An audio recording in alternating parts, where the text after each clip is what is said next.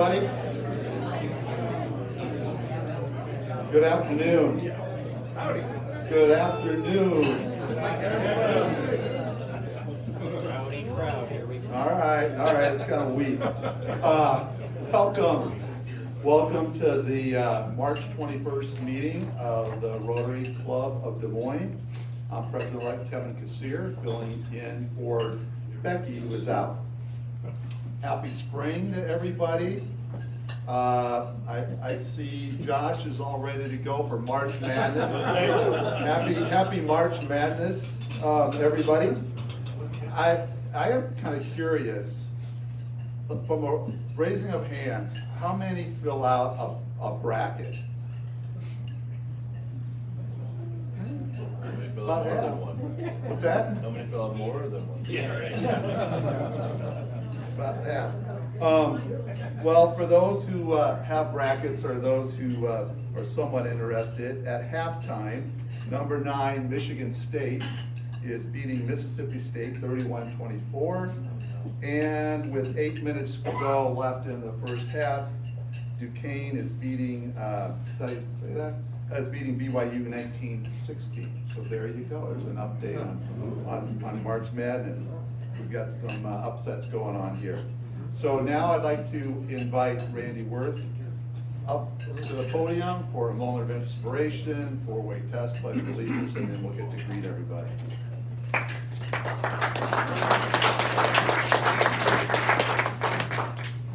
Thank you, Kevin. That moment might be generous, I'm not sure. But today I want to mix a little history, a story of personal triumph, and to reinforce something that somewhere our folks, our grandparents, somewhere a buddy in our family's probably told us along our life's line someplace, and you pick out which. Well, I want to introduce you today to a gentleman named Charles Steinmetz. Steinmetz was born in Germany, and he was a math and chemistry whiz kid, for lack of a better way to put it. And he earned a PhD in engineering because he created the math formula for the speed of how electricity travels. And you know electricity degrades as it goes, regardless of what source it comes from. And he wrote the math formulas for all that for his PhD and thesis, and it became known as Steinmetz's law. How about that? He was of a political persuasion that wasn't well liked in Germany. So he and a friend immigrated to the United States in 1888. And when they got to Ellis Island, they were going to turn him back. And because he stood a stout 4 foot tall, and he, from the waist up, was very deformed. His body went kind of like this. The trunk was great, the rest of it not so good. And his friend said, well, look, this guy has a PhD, and he would be a great asset to the United States, plus his deformity is not genetic. And they believed him and let him in, and half of that was true and half of it was questionable at the time. But because he didn't know if it was genetic or not, he never married, because he didn't want to be able to pass it on, even though he loved kids. So he went to work for a well-known company called Eckemeyer and Osterheld, right, in Brooklyn, New York. And while he was there, he continued his electricity work, and he redid designs for AC and DC circuitry. Got patents for that. He became the world's most renowned expert in all things electric.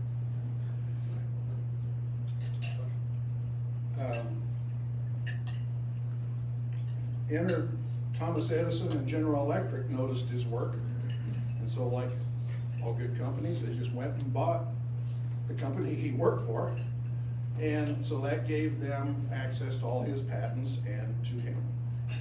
So now enters Henry Ford.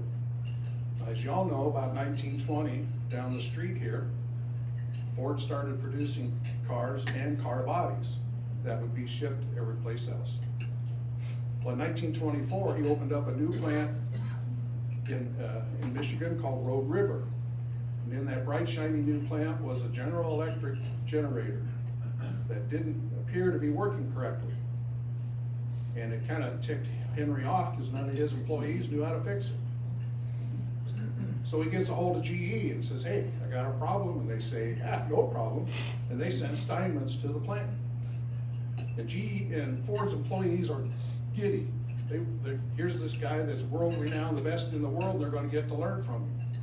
So he shows up and they lead him to the generator and they said, look, we're at your disposal. What can we do for you? What can we get for you?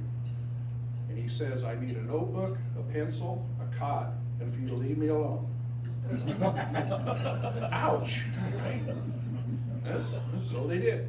It's for 2 days, 2 solid days. He stands there and makes notes in his notebook, tears the page out, throws it on the floor, does more stuff. And in the night of the second day, he asks employees for a ladder, a tape measure, and a piece of chalk. And they bring it to him. Well, with his deformity, it was really hard to climb the ladder. But he climbed the ladder, took some measurements with his tape measure, and drew a chalk mark on one of the access doors to the side of the generator. Gets down, tells the employees, replace 16 windings on that armature in there, and you'll be good to go. And he left. And they go, okay, right, we couldn't fix it, so let's start. So they do that, and it starts running perfectly. So Steinmetz goes home and he sends Henry a bill. Sends him a bill for $10,000, which is about 200 grand in our money. And Henry looks at that and he says, well, okay. So he sends it back. And he says, he acknowledges a job well done, said things running perfectly, but it seems a little high for a chalk mark. Steinmetz agreed. So he sends the bill back. He changes the bill, sends it back. Henry opens it up and it says, for making a chalk mark on the generator, $1. For knowing where to put the chalk mark on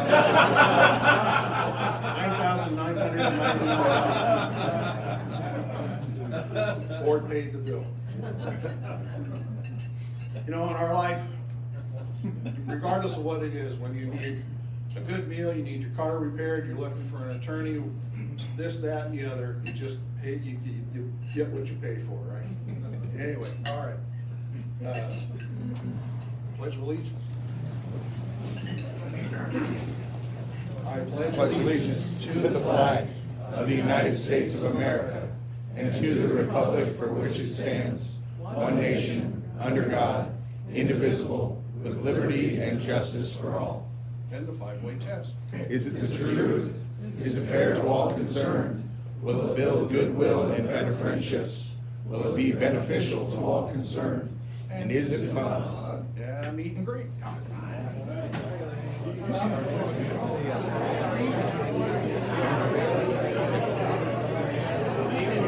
Hey, Jordan. Hi, Harvey. Randy, well, sir. good story. See, I love your shirt. Love it.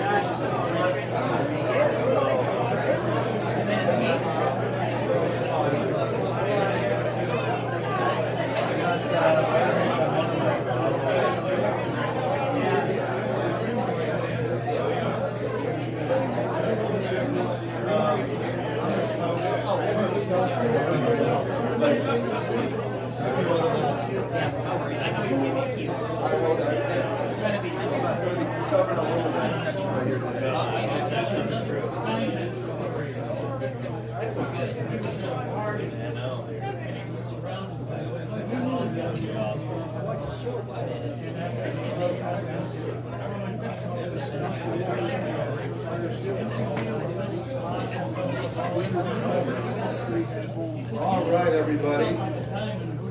It's that time again. It's tumbler time. We asked for a $5 donation in tumbler for the foundation. If you don't have a little green $sign on your badge, and even if you do, we appreciate any support you give to our foundation to help us do great things. We have a birthday in the club today. He's not actually here, so you can reach out to him, that'd be great. It's Dwayne Francis's birthday, so please wish him a happy birthday.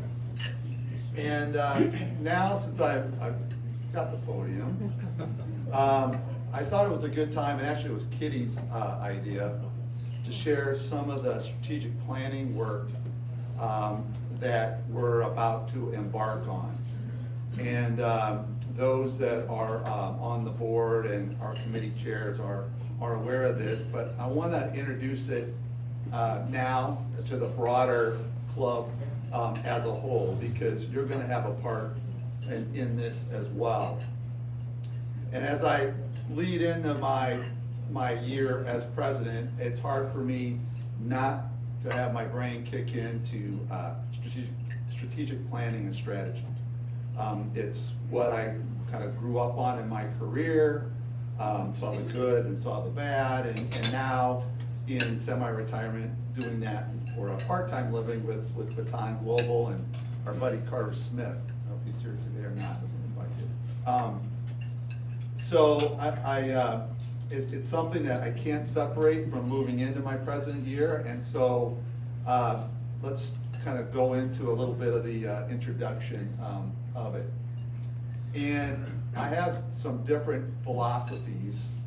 The first of which is, I don't really think a strategic plan is a one-year plan.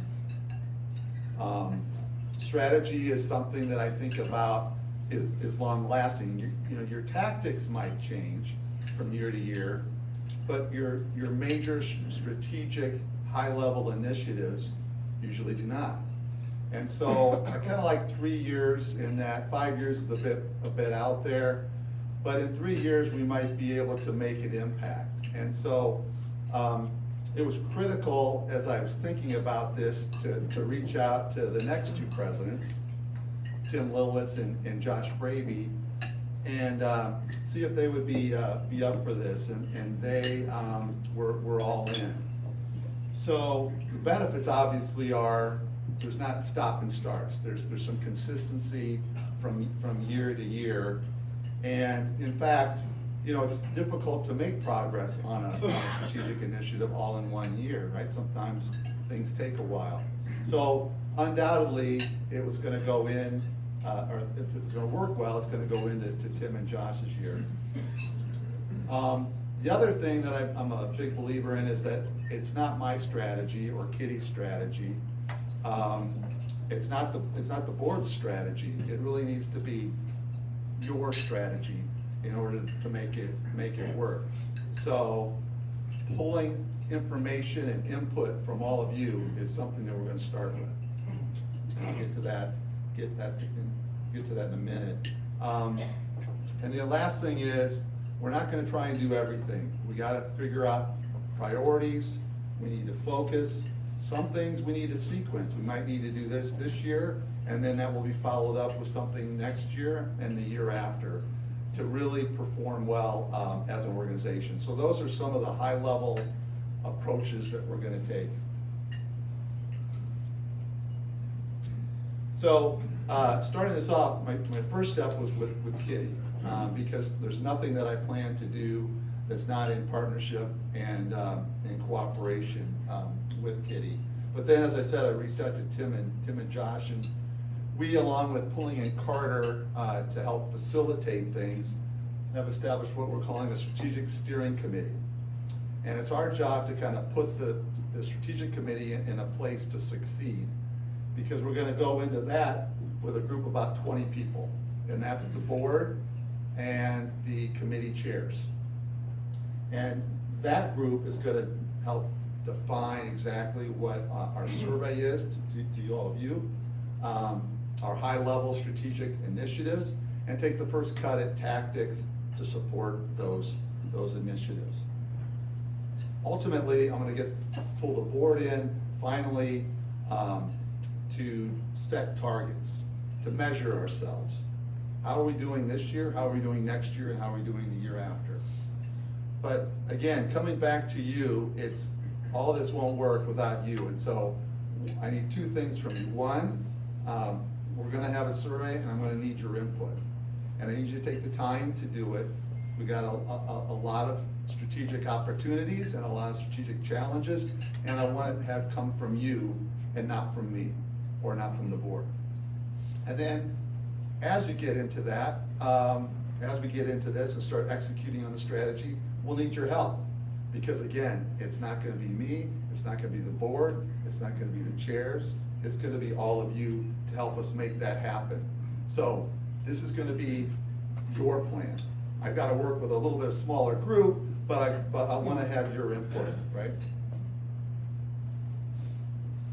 So, these are possible topics. Again, this will be defined and set by the strategic committee and steering committee. So these are just some high level ideas from me, just to get your mind thinking. And if you have ideas, feel free to send them our way, the board or myself. But topics might include, everybody that has an organization, engagement surveys, right? So engagement surveys, inclusiveness levels. What do you value? What do you value as part of this club? What would you like to see more of? Things of that nature. And then we might get a little more granular. You know, what would you like to see in meetings, programs, service opportunities? What would excite you about those things? We want to hear about that so we can do more of those things and make this more of a valuable club for all of you. And ultimately, folks not in the club that we need to bring in, because we have that membership goal that I'm sure will be a strategic challenge for all of us. I'm also pulling in the foundation as well, because they're a big part of what we do, and so I'm inviting the president of the foundation for next year, Matt Busick, to also be a part of our meetings. So that's the high level view. This was a good time to get up here today. Appreciate you listening, appreciate you thinking about this, and then ultimately helping us out, you know, working with us with the survey and with supporting the result. So with that said, I'll stop there, but if you've got ideas, I certainly will welcome those. So now I'd like to bring up Paul Kerpus to introduce our program for the day.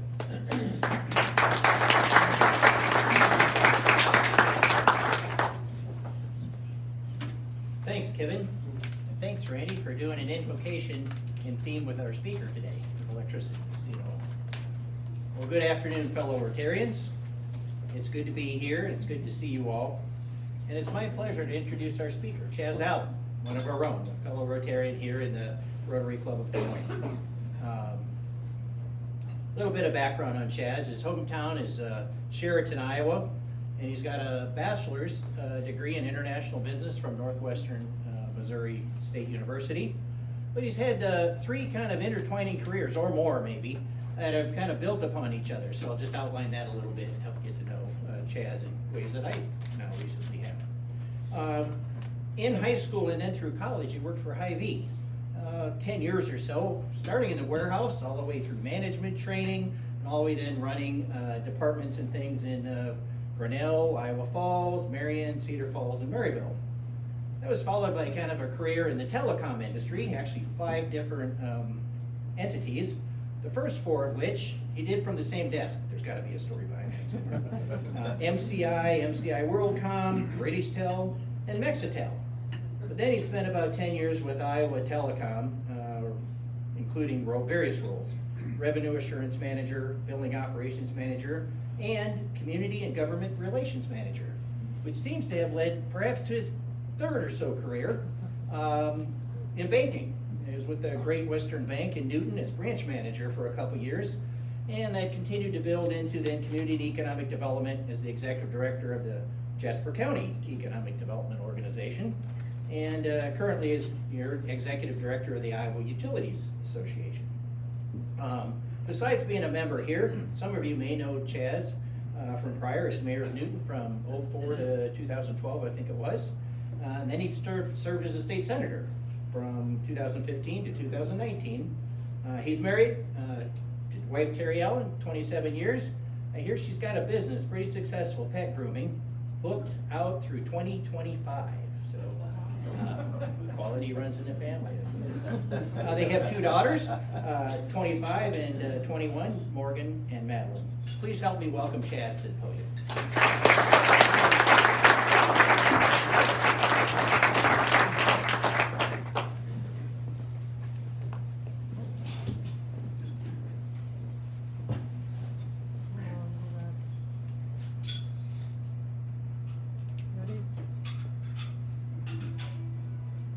The benefits Iowans enjoy from renewable energy efforts are countless. In fact, we have some of the lowest energy rates in the country. Major corporations have chosen to operate in Iowa for access to safe, reliable, and renewable energy. Wind and solar energy efforts employ nearly 4,800 Iowans. Iowa leads the nation in the percentage of electric generation that comes from the wind power. All of these benefits and many more are thanks to Iowa utility providers and transmission experts who do an incredible job not only maintaining our infrastructure, but moving the needle so Iowa is a leader in renewable energy. We're proud to invest in Iowa's future and do our part to drive economic growth. On behalf of the Iowa Utility Association and our members, Alliant Energy, Black Hills Energy, ITC Midwest, and Mid-American Energy Company, thank you for your partnership and our shared vision for our great state.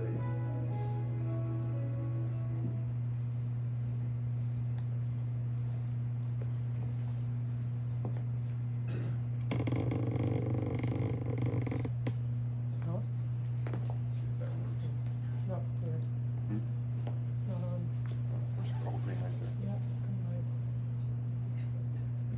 Yeah, there you go, good. Well, this. All right. What you guys know about me is I cannot keep a job.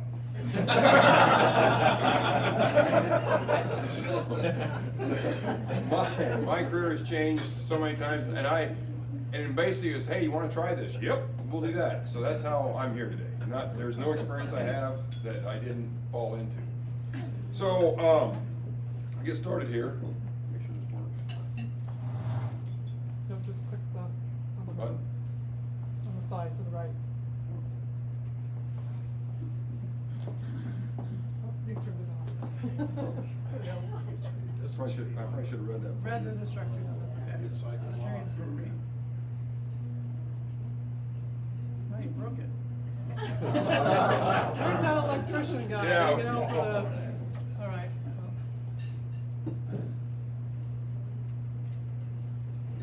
That one. Hence the reason I can't keep a job, I don't listen.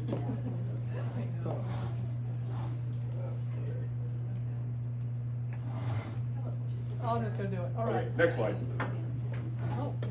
Okay, next slide. That you already heard about. So I wanted to bring this up because John Lewis is here, and I think it was 1971. He started the Iowa Utility Association back in the day. So, and then Mark Douglas came from 1995 to 2017. They weren't sure what they were going to do at the IUA for a period of time. Tracy Gibler kind of administrated it, and now she's the chief of staff for Miller Meeks in Washington, D.C. And then I got a phone call to come do this, which I didn't think I would, because it was in Des Moines. I live in Newton. I didn't really want to drive back and forth. They sent me a contract, and I said, okay.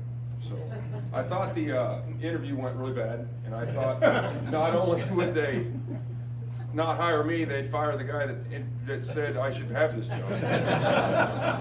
So, next slide.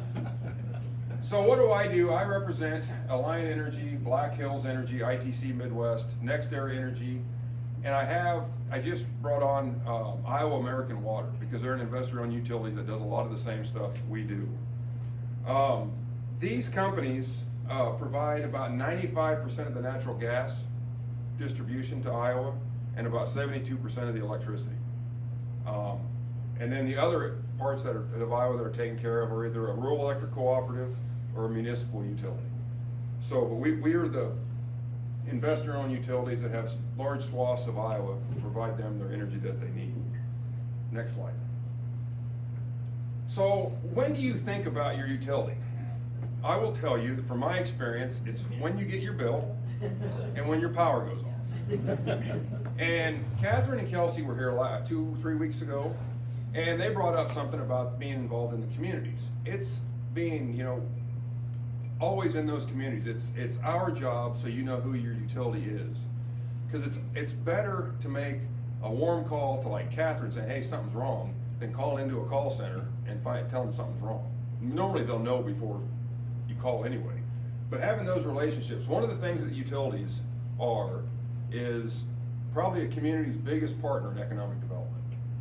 I mean, when you think of all the big industries that come in and those that leave and how they impact the industries, we have the worst business model in the world. We actually try to get you to use less of our product. I've never been part of a business like that. So as we're trying to get you to use less, the only way we grow is to bring more load to Iowa, hence economic development. So we don't grow if Iowa doesn't grow. So economic development is very critical to us and the communities we serve. And I can give you the example of when Maytag went out, that was a big load for Alliant. Well, Alliant was in my office almost immediately trying to help us get the other things that we did. And then Black Hills, which I can't remember the predecessor company, the president of the holding company that had Black Hills, whatever it was at the time, came to Newton and met with me because he was on Whirlpool's board. So that's the river they swam in. So it was a big benefit to Newton to have the utilities behind us. And they did help. You don't build a, whatever it was, 100,000 square foot building to put wind turbines in without a big load of electricity, which helps Alliant. When do you not think about your utility? I will bet you didn't think an ounce of it when you unplugged your phone this morning, you turned on your shower and your water was warm, you opened the fridge and your milk was cold, you get home tonight, your beer is cold, your garage door opened. I bet you don't even think about your utility. But when a derecho goes through, you do, for 8 days. Because that's what happened to me. And then I had a story as mayor. Mrs. Carson across the street, she's about 85 years old, and the power went out in town. I'm the mayor, and I found out from her kids, she was sitting in the front window making sure my power didn't come on before anybody else.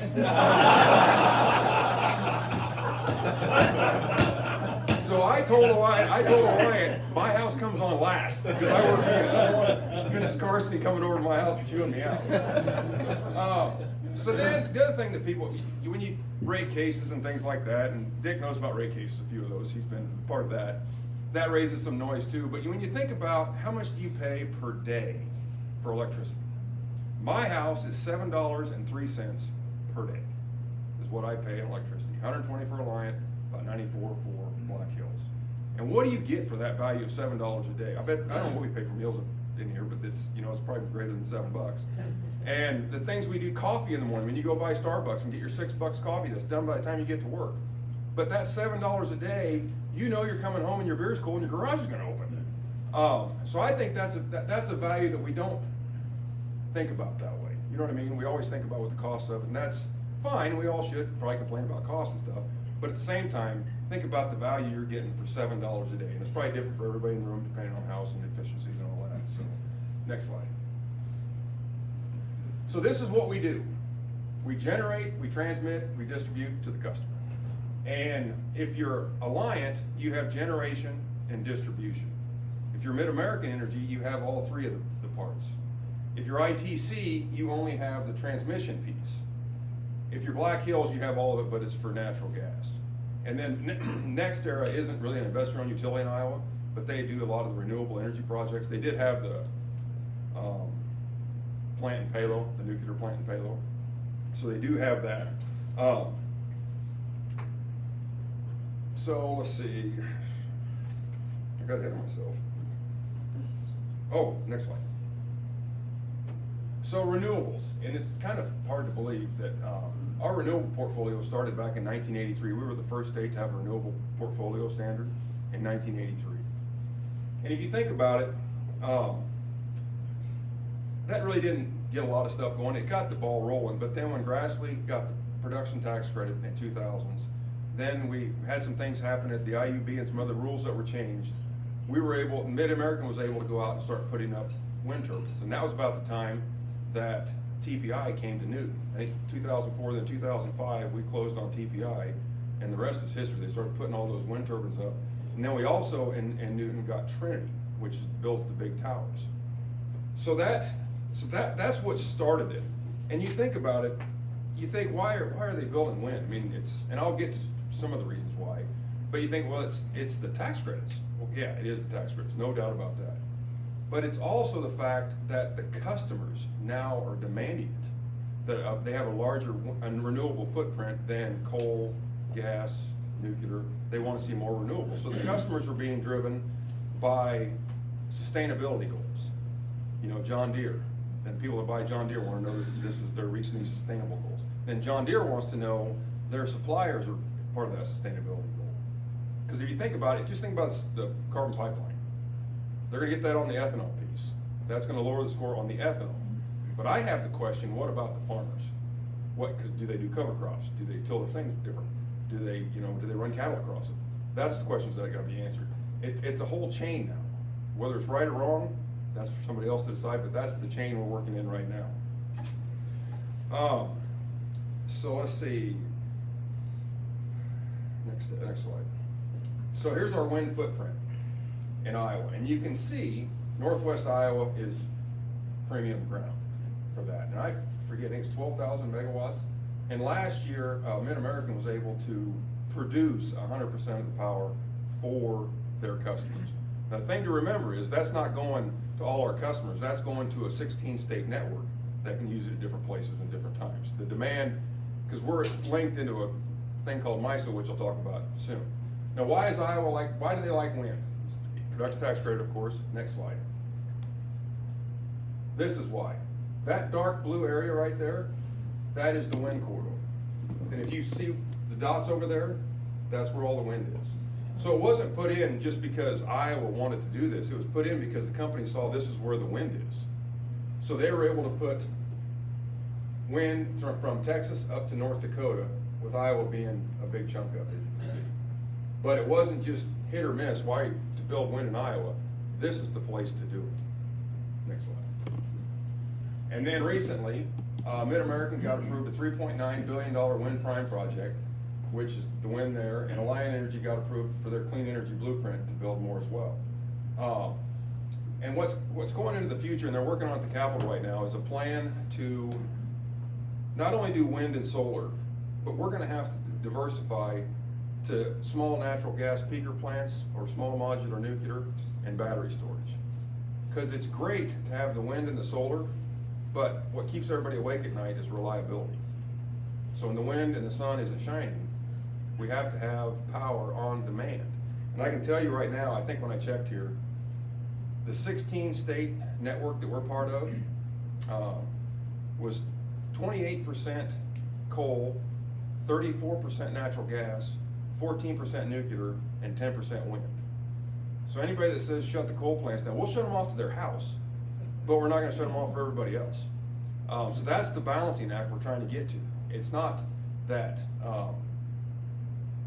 it's an all of the above approach. Kind of we said in telecom, we'll lead cable, fiber, it's all of the above. What do you need at your house? So that's what we're working on. Next slide. Okay, now this is the 16-state network I talked about. There's two networks. SPP, which covers about 5% of Iowa, and MISO, which covers about 95% of Iowa. We pump energy to it's called regional transmission organization, and we pump the energy, and they manage it across those states. And when you hear, and what happens is when you have the body politic right now, you're either right or you're left, you're climate change, no climate change. When they make these big changes in some of the other states, for example, Illinois. So they have a natural gas power plant that is running right now, and they put in carbon caps. So when you reach a certain cap, you can't run it anymore. So about May, this 1,200 megawatt gas plant is going to hit its cap. And then it can't be used from May through December, which leaves us July and August in a need for power.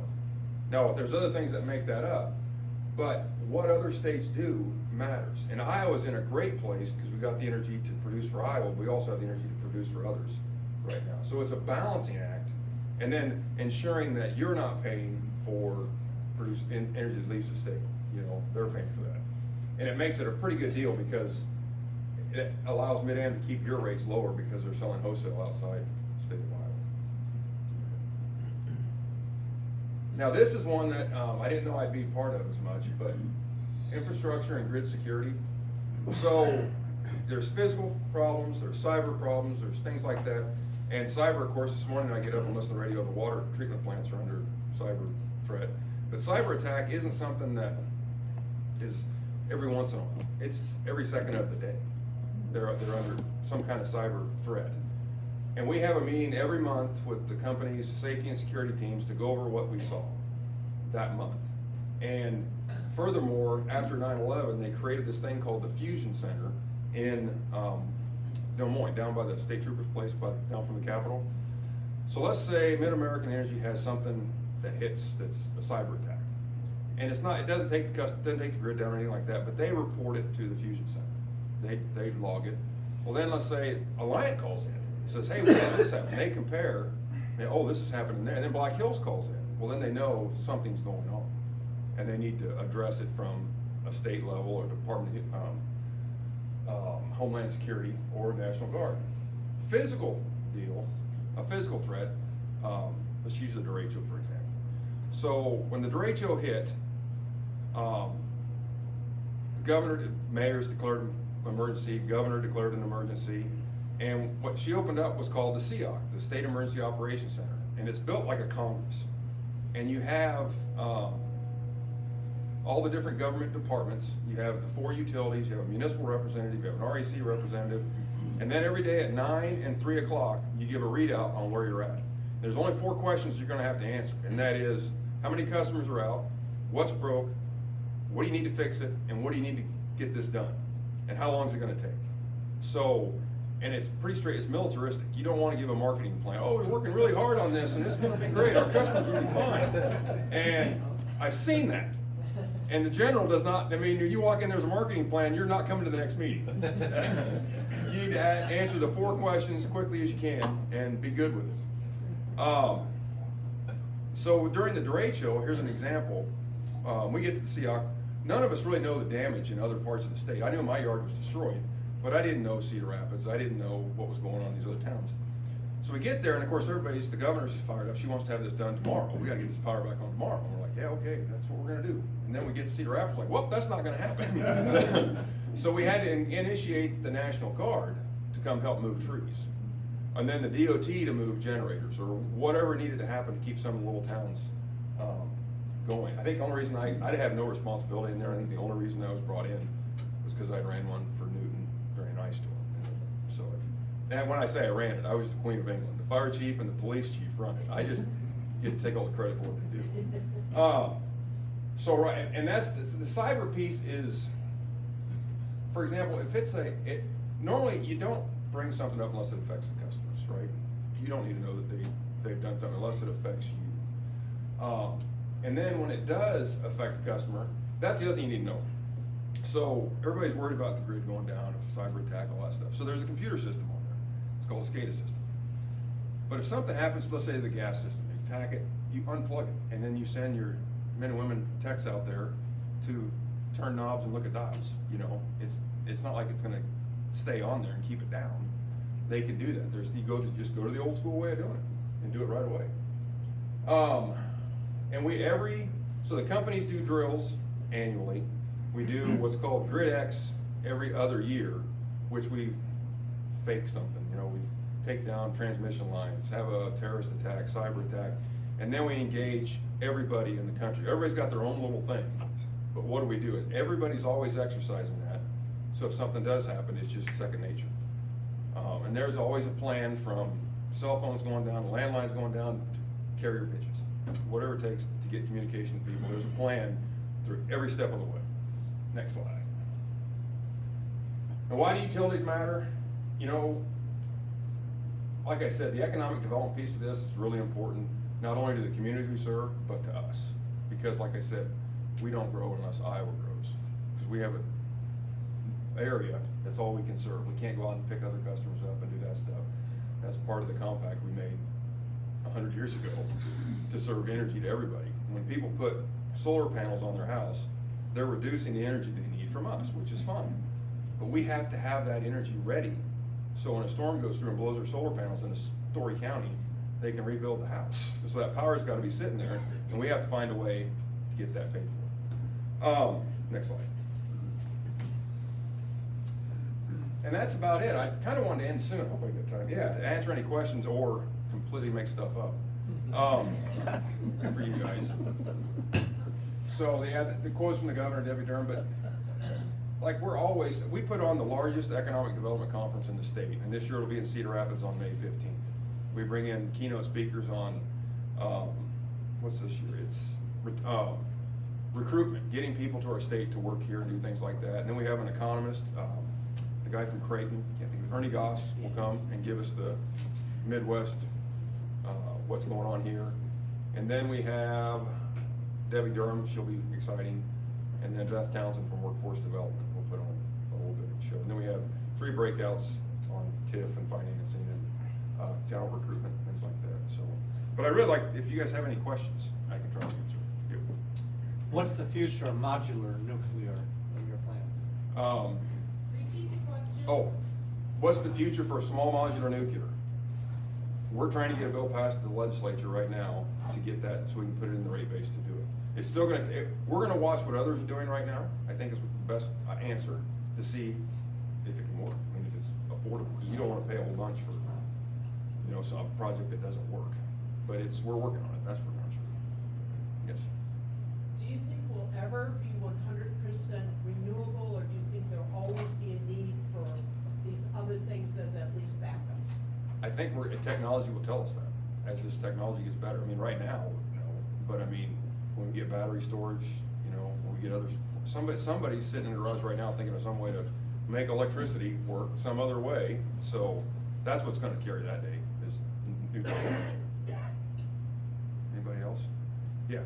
Yes, we had a representative from Google was talking about the data centers, and there's been a lot written about the load that puts on, particularly where you have concentration of that. Is that an issue for Iowa from a load standpoint? Not right now, but as we get AI, as crypto mining happens, those type of things, I see they're backing off EV cars, which, I mean, I think you want to bring renewables to the customers at the speed of value. When I was in Germany, I was there for 10 days with their executives and with their legislature, and there was a big disconnect. When we were in telecom, it was driven by the private sector to change the technology. This is all being driven by policy from the government, and that bothers me. I think we'll get there, but to put mandates out there that you're going to do this by this time, that has a tendency not to work very well. Yes.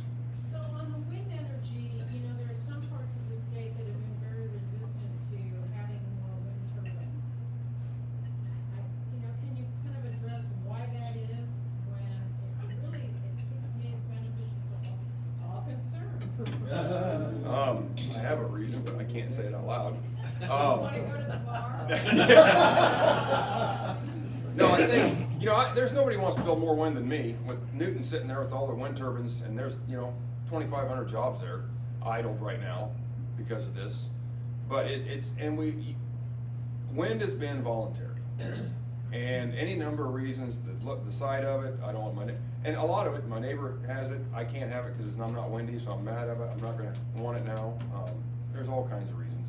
We just work with the landowners and try to get an agreement to do it, but the county stepping in, you're right, it's 15% of the counties now that are pretty much banned it. Yes? What about storing energy in privately owned electric cars? What about it? I mean, What about that providing some cushion? oh yeah, there's no doubt about that, reverse it back into the house, that type of thing, absolutely.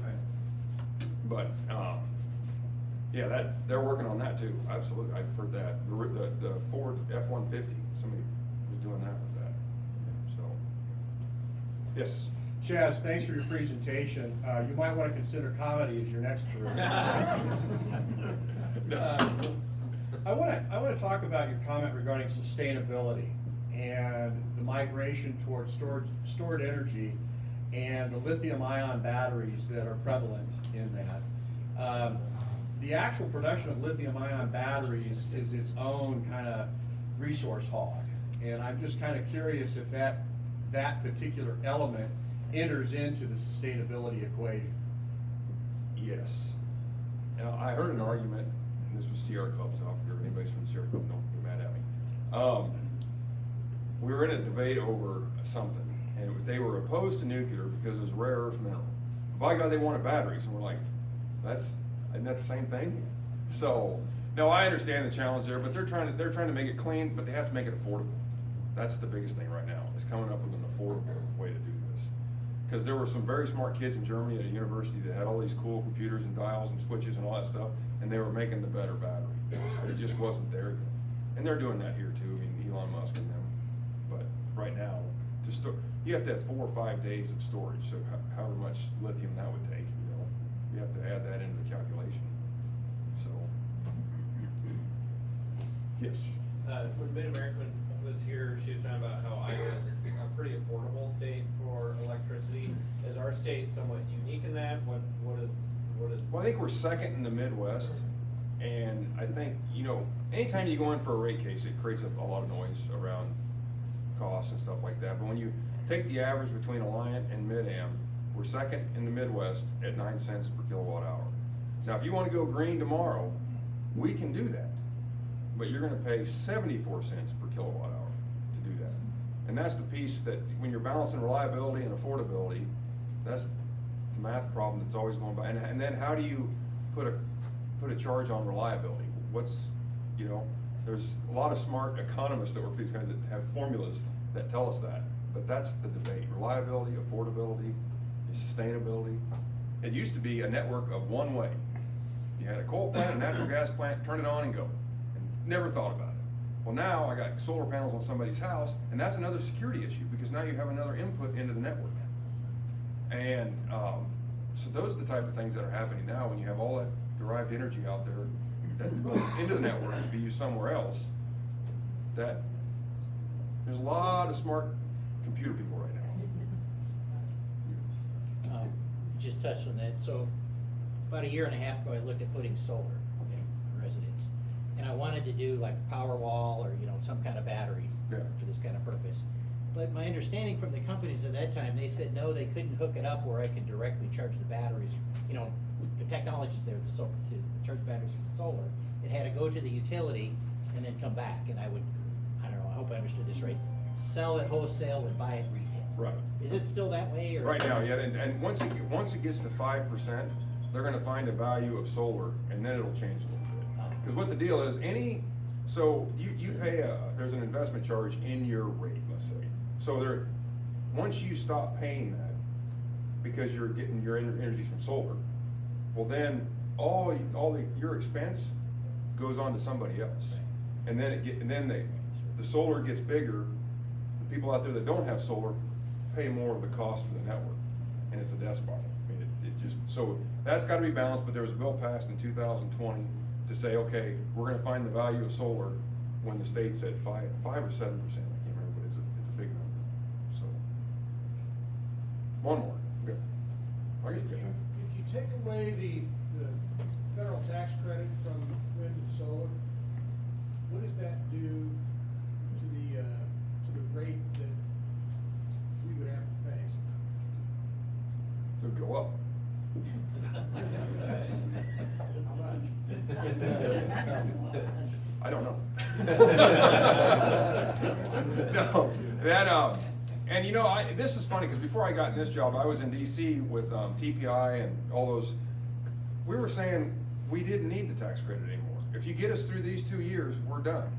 And then I don't know what happened after that. So, but that was the argument we made when we were trying to save TPI at one point. And then I found another job, forgot about that, and went on to something else. Anybody else? Any hard ones? I made up most of that, so you guys good luck.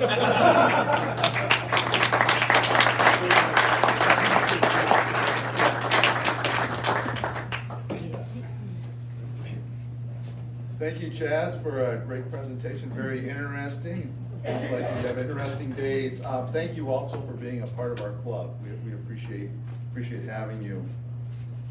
As you are well aware, we have the Rotary Rosie Reader Van, and we are donating a book in your honor. It's a requirement when you're up here that you have to say Rotary Rosie Reader Van. I am saying. Onward to upcoming meetings. we have on March 28th, Kelly Norris, who is a plantsman, a curator, and artist, and recently won an award in Philadelphia. We have April 4th, Matt Karstens with Landis Agriculture Cooperative. And on April 11th, we have at Invictus Media, Jennifer Catherine King. So if you can think of someone that would be interested in one of these programs, please invite them. As a reminder, you have to go to Kitty to book that guest in, and it needs to be by 9 a.m. on Wednesdays, right, Kitty?